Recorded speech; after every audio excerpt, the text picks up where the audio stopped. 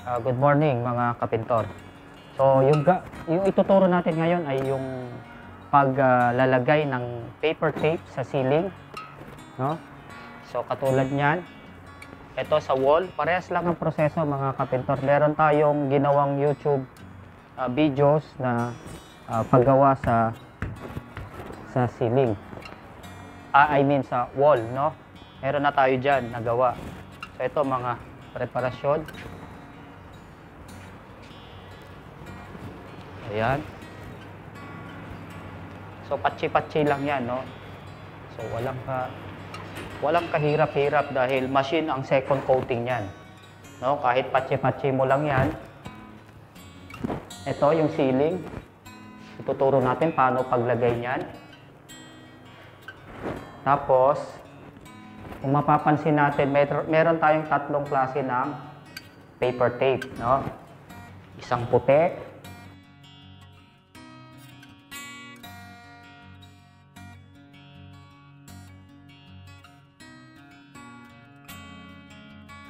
manipis, isang beige,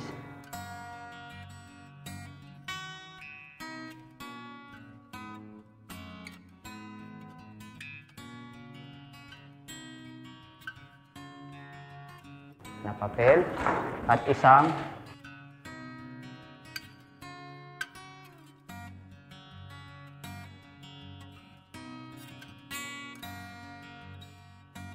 may metal, no? Ito yung pang corner. Ito yung pang corner, no? Ito yon, metal. Nilalagay yan sa corner. No? Tulad niyan. Pag tinupi mo yan, pang corner na yan. So, I'm just doing my YouTube. You say hi. This is Ulbis from Latvia. He's the one doing this one. So, ito yung corner, pang corner yan. Mga ganito. Actually, itong papel na to, pwede rin siyang pang corner. No? Pwede rin siyang pang corner kasi nakahulma na yan sa corner. Pero siyempre, mas maganda yung may metal sa loob. No? Bakit mas ginagamit nila ang papel sa Europe? Kasi mas mura ito. Sa presyo ng tinatawag sa Pilipinas na gasa. Yung gasa kasi, times 4 ang presyo nun kaysa sa papel. Napakadaling ilagay ng papel. At kahit anong galaw pa ng ceiling mo, hindi yan mabibiyak. No? Hindi yan aangat. Ewan ko, wala pa namang gumagamit ng paper tape dyan sa Pilipinas dahil ang kailangan niyang masilya ay Presto J o joint pillar. So, ito yung magsisilbing pandikit niya. So, yan ang pandikit niya. So, ituturo natin. Napakadali lang po niyan, mga kapintor. Parehas lang paggawa sa wall at saka sa ceiling. No? Pero, ayan. Tumitira na si ating Ulbis. The Warrior. Okay, mga kapintor.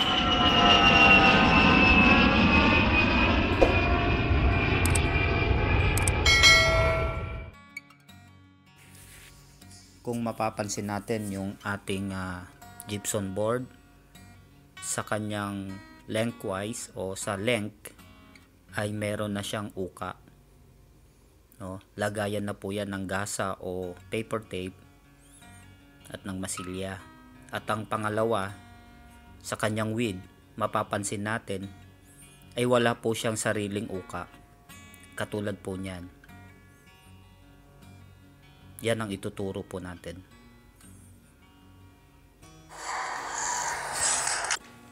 Simulan natin yung sa walang uka, no? Gagamitan natin siya ng white tape o yung manipis. Yung isa ay para sa lengthwise niya, no? Yung may uka. So unahin natin yung walang uka. Natural, kukunin na natin yung eksaktong sukat niya, no? Hindi mo naman kailangan yung eksaktong-eksakto, no? Kahit may allowance siya, no, may uwang yan, walang problema po. Matatakpan po yan ng masilya.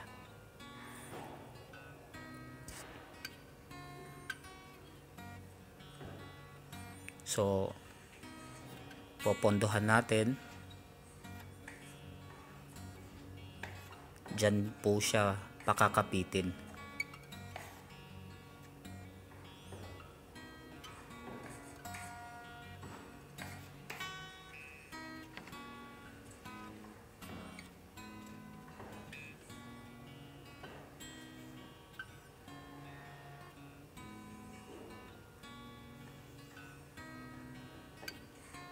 Yung papel po na yan ay dry, ano po. Wala po siyang sariling pandikit. Yung pinakamasilya natin ang pinakapandikit niya. Tapos at saka natin siya papatungan. Parang inipit natin yung papel.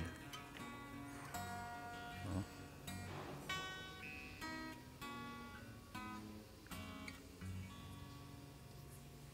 Para naman sa kanyang may dugtungan, gagamitan natin ng papel na yung kulay beige. Kung mapapansin nyo yan, ang pagkakaiba ng puti at saka nung beige, yung beige po ay medyo mas makapal siya kaysa dun sa puti. No? Kaya nga para talaga yung puti ay para sa walang uka. Na kapag nilagay mo talagang manipis na manipis siya. Gawin naman natin ngayon yung sa may uka.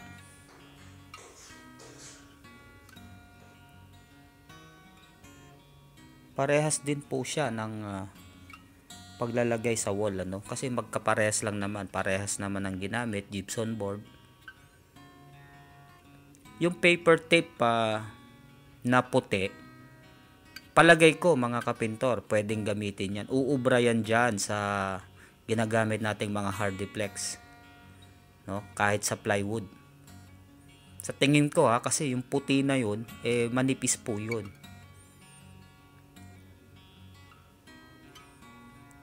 Kasi ang mga plywood wala pong sariling uka yan, ano? Kapag ginamitan po natin yan ng mesh tape o yung gasa, umbok po yan talaga, no? Magkakaroon ng umbok yan. Kaiba dyan sa paper tape na puti na sobrang nipis. Ayan, katulad din ng pinondohan, tapos ididikit mo siya. Kusa naman po yan didikit, ano po, dahil papel po yan. At saka mo siya iipitan. Hindi mo kailangan pupunuin yan, no? Kahit matapyasan lang yan ng konting masilya, okay na po yun. Kung mabubuo mo siya, okay pa rin po, no? Kasi may uka po yan Kung mapapansin natin ang gypsum board, may uka. Punuin mo yan ng masilya, tsaka mo hagurin, papantay po yan, ano? Tapos ang ginagawa po namin dyan, pagka natuyo na lahat yan, pasalihan lang po. Hindi mo kailangan lihahin ng husto dahil ang second coating niya po ay pabuga po yan na machine po ang gamit. Babatakan po ng buo yan. So hindi po siya maselan, ano? Hindi po maselan ang trabaho ng European kaysa sa Middle East at sa Pilipinas. Kung mapapansin natin, kung ihahambing natin ang proseso ng Pilipinas, sadyang maraming proseso sa Pilipinas at magkakaiba ng diskarte ang ating mga pintor dyan.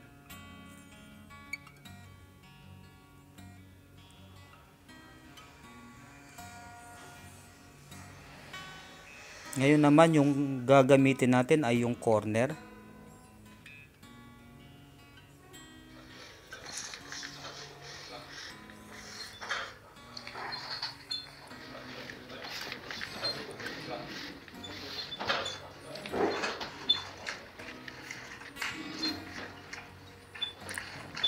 Ikakat na po natin, Ikakat na po natin yan isa-isa. Ayan, para naka-ready na po siya.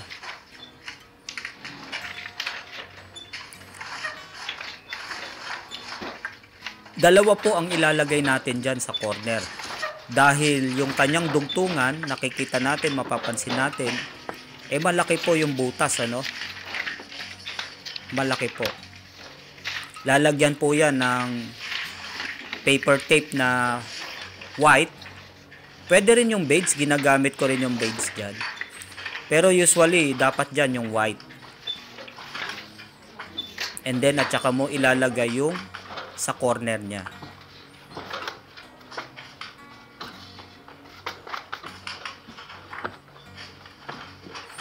Yan po.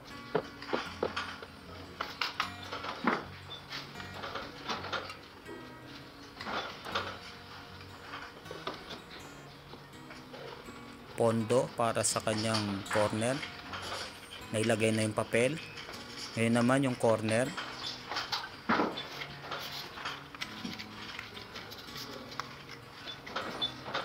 Yan. Ipit. Lagi mo po siyang iipitan, ano? Hindi mo kailangan batakan ng napakakapal na ipit, ano?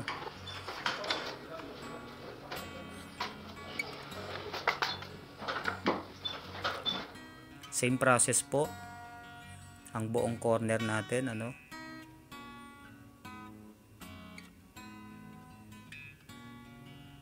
Katulad ng binanggit natin kanina, yung proseso sa Pilipinas, maraming klase ng proseso sa Pilipinas. Magkakaiba po talaga ng diskarte ang mga pintor. Kaya kung minsan, pag may narinig yung isang pintor na iba sa kanyang natutunan, nagre-react agad, ano? Wag po nating gawin yun. Kasi po, natural po sa pintor na iba yung diskarte niya sa diskarte mo. Nasa sayo ngayon yun kung gagawin mo yung diskarte niya o hindi. Ako kasi lahat sinusubukan ko. Kung may diskarte yung isang pintor, itatry ko rin siya. No? Hindi ako magre-react dahil alam ko nagawa niya, ibig sabihin, effective yun. At malalaman ko rin kung saan yung mas maganda doon.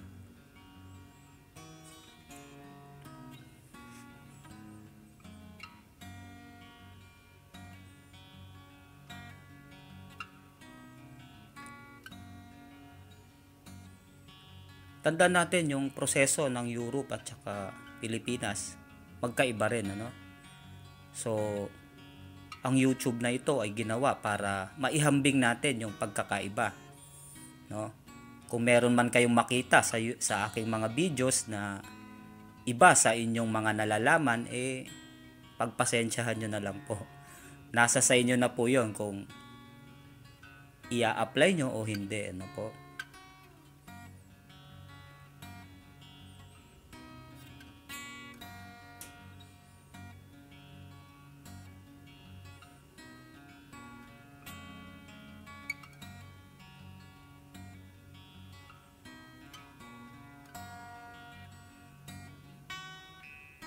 Kung mapapansin natin, yung corner na ginamit nating tape ay yung may metal, no?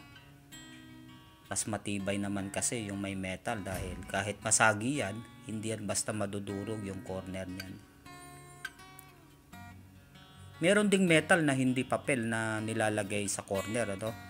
Kung nakagamit na kayo nun, yung naka-eskwala na siya, naka-angular na, pwede rin po yun, yung may mga butas-butas.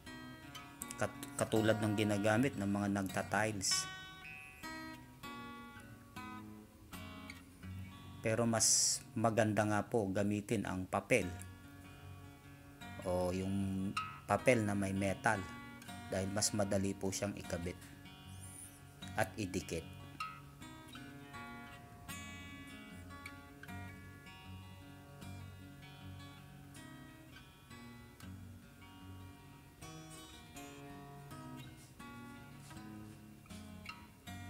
Nabanggit ko kanina na yung second coating niyan ay pabugan na po o machine na po ang gamit, no? Mayroon pong gumagawa niyan para sa second coating. Kami po ay preparasyon. Meron din po maglilihan yan, papasadahan lang yan. Pasaliha lang po, hindi niya kailangan liyahin ng gusto dahil meron pa pong second coating yan.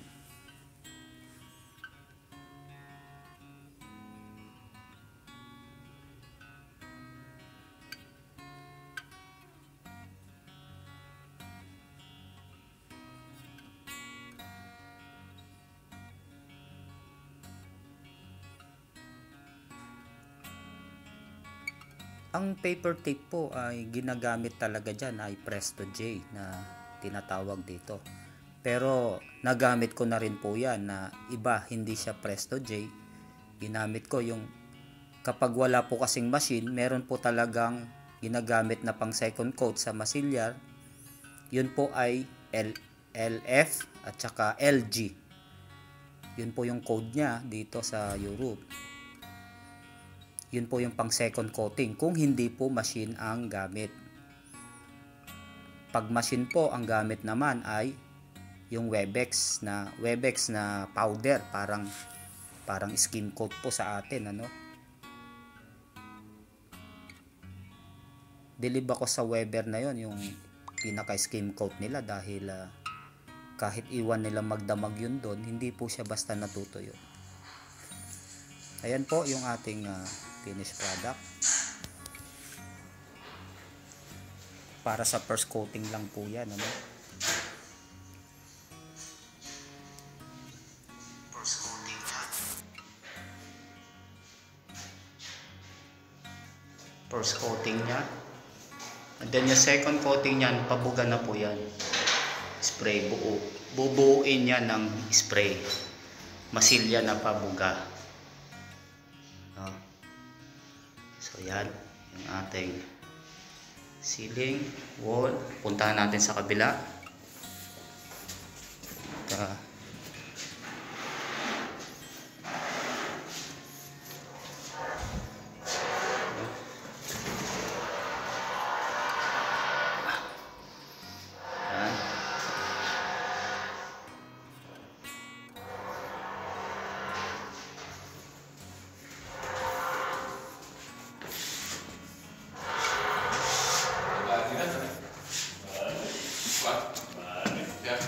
Oh, you say hi. I don't see. Agris.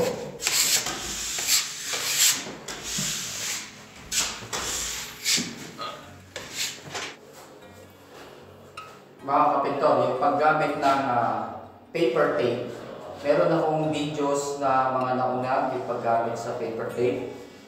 Gamit namin sa dugtungan ng mga gypsum board. Kasi usually, dito sa Europe, puro gypsum board po ang gamit. No? Maging sa Middle East, sa Saudi Arabia, puro gypsum board po ang gamit doon. So wala po doon na plywood, wala din doon yung mga ginagamit natin dyan sa Pilipinas. So ang gamit dito, paper tape, at saka yung Presto J. Yung Presto J na masilya, yun na po yung pinakapandikit nung papel. Pandikit ng papel yun, pero masilya siya. Masilya. So makapit yan.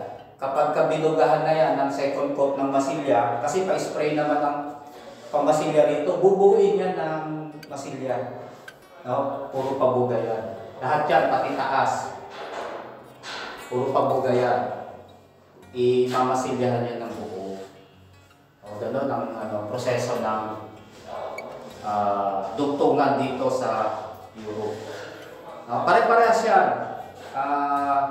Sa pinanggalingan ko sa Norway, sa Sweden, tapos dito sa Finland, yung mga kasama ko, mga taga-Latvian yan, may Russian akong kasama, Estonian, Lithuanian, mga European countries, pare-parehas ang proseso nila. Kaiba naman sa Pilipinas. So yun, sana makatulong to sa mga gustong mag-abroad. At least meron tayong idea. No? Hindi na dito yung pinag-uusapan dito yung magaling ka dyan, magaling ka rito. Dapat lahat ng karunungan alamin natin. No? Lahat ng karunungan alamin natin.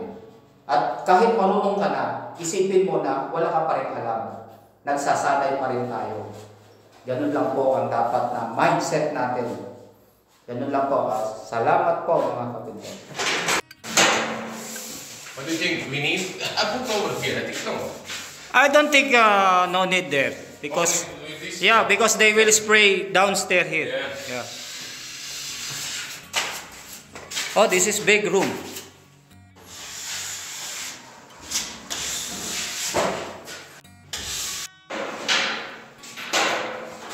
It's done.